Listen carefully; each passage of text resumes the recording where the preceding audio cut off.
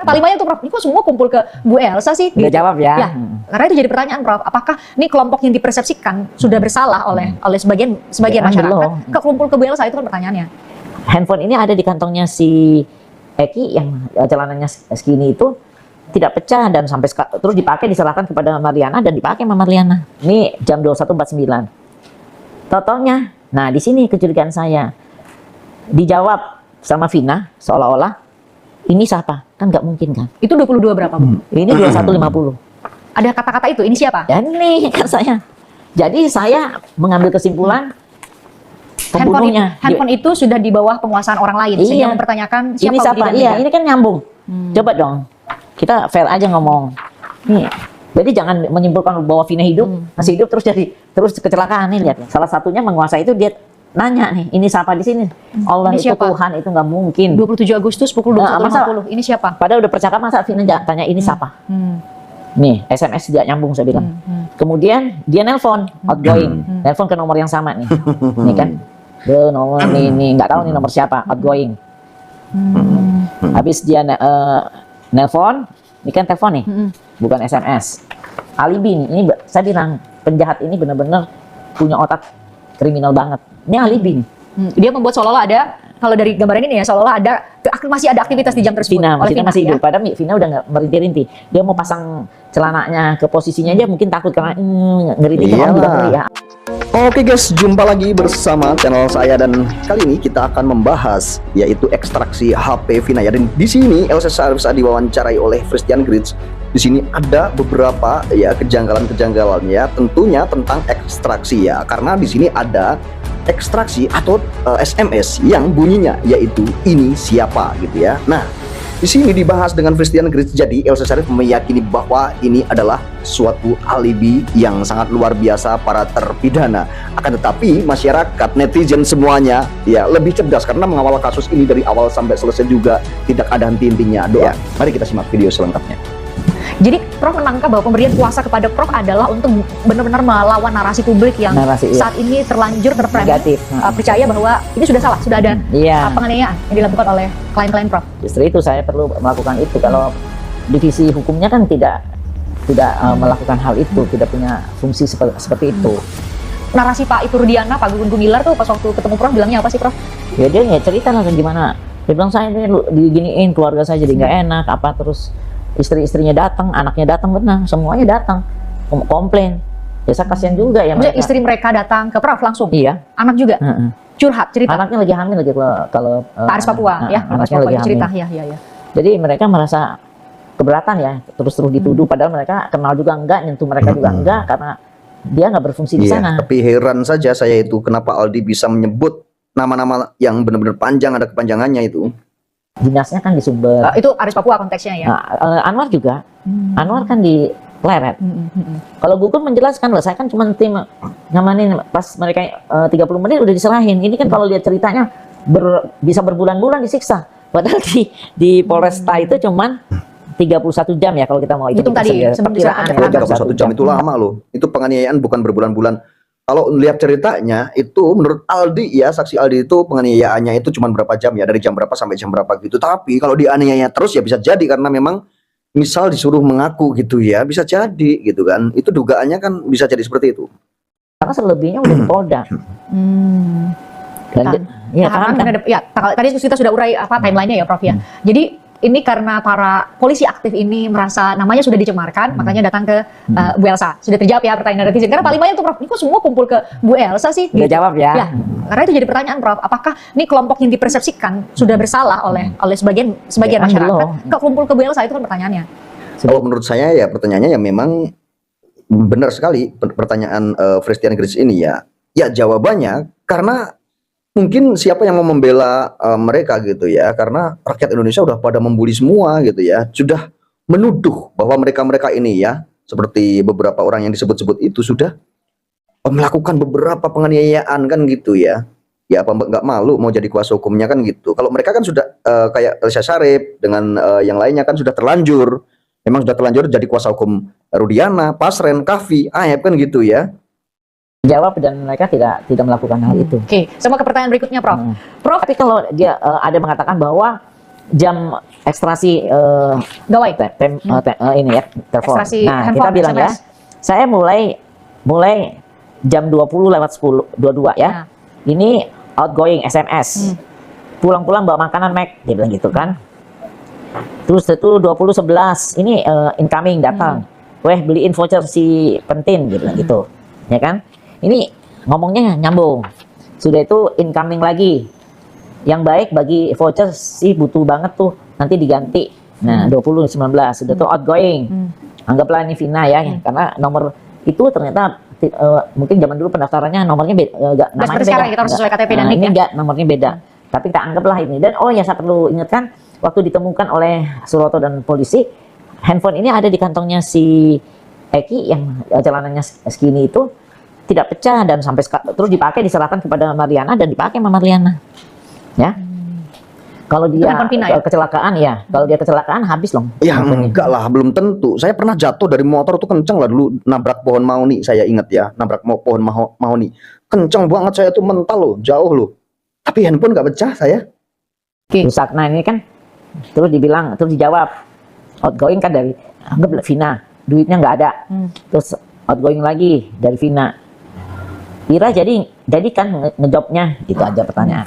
Tapi nggak dijawab. Stop, batas percakapan Vina masih mengirim SMS ini outgoing 20:14 ya kan. Udah nggak ngomong-ngomong. Terus tiba-tiba dari Vina kan nggak ada. Tiba-tiba jam 21:49 mungkin dari si Mega atau dari Widi tuh, mungkin Mega dia juga ada masuk ke handphone itu. Aduh, Ira tuh ya ngomong apa sih kafennya apa gitu. Ini mungkin bahasa sana yang saya nggak ngerti ya. Dialek Cirebon. Nah, ini jam 21:49. Totalnya, nah di sini kecurigaan saya. Dijawab sama Vina seolah-olah ini siapa? Kan nggak mungkin kan. Itu 22 berapa, Bu? Ini 21:50. Ada kata-kata itu, ini siapa? Ya ini kan saya. Jadi saya mengambil kesimpulan pembunuhnya. Handphone itu sudah di bawah penguasaan orang lain, Iya. sehingga mempertanyakan siapa Ini siapa? Budi dan Iya, Mega. ini kan nyambung. Coba dong. Kita fair aja ngomong. Nih. Jadi jangan menyimpulkan bahwa Vina hidup, masih hidup terus kecelakaan nih, lihat ya. Pulang-pulang bawa makanan Mac, weh beliin 20-10 ya. Iya. Ada percakapan di antara mereka Iya, dan sampai pukul terus dia tuh dia bilang yang baik bagi kan incoming voucher. Terus jawabnya si Vina, duitnya nggak ada. Terus dia Vina tanya lagi, ini kan outgoing. Ira, jadi kan ngejobnya gitu. Nggak dijawab. Ini habis. Nah, setelah ini kan memang jam 9 mereka dianiaya kan. Diduga dianiaya di jam segitu, ini 21:49. 21:49 kan mereka kan berdelapan atau bertujuh atau terserah lah ya. Yang sekarang anggaplah dia berdelapan. Ya, berdelapan kan mereka ya. Anggaplah mereka berdelapan, salah satunya menguasai itu dia nanya nih, ini siapa di sini? Allah Ini itu siapa? Tuhan, itu nggak mungkin. 27 Agustus pukul 21.50. Ini siapa? Padahal udah percakapan, masa Vina tanya ini siapa? Kan bisa jadi itu Eki ya kan? Bisa jadi itu nanya itu seperti itu kan, bisa jadi Eki. Nih, SMS tidak nyambung saya bilang. Kemudian dia nelpon outgoing, nelpon ke nomor yang sama nih. Nih kan.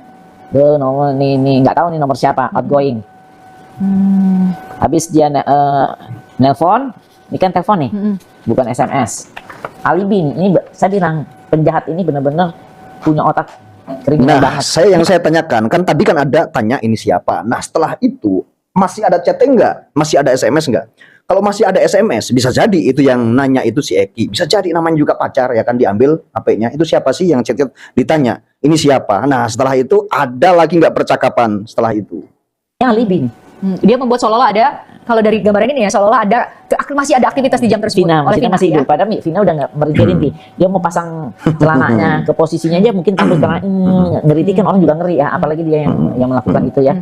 Terus tiba-tiba dia outgoingnya ke nomor yang dia telepon, mau nggak Mac? Ntar dijemput sama kita. Bilang Padahal mau tadinya ini siapa? Sudah itu dijawab lah.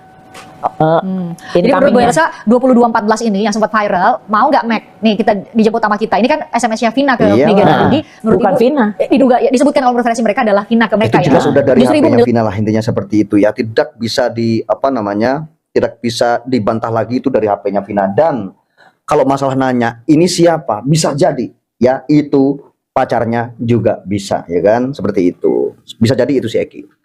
Bahwa ini dilakukan oleh pelakunya yang mencoba untuk menunjukkan bahwa dia masih hidup di 2024 dan dia membuktikan membuat alibi.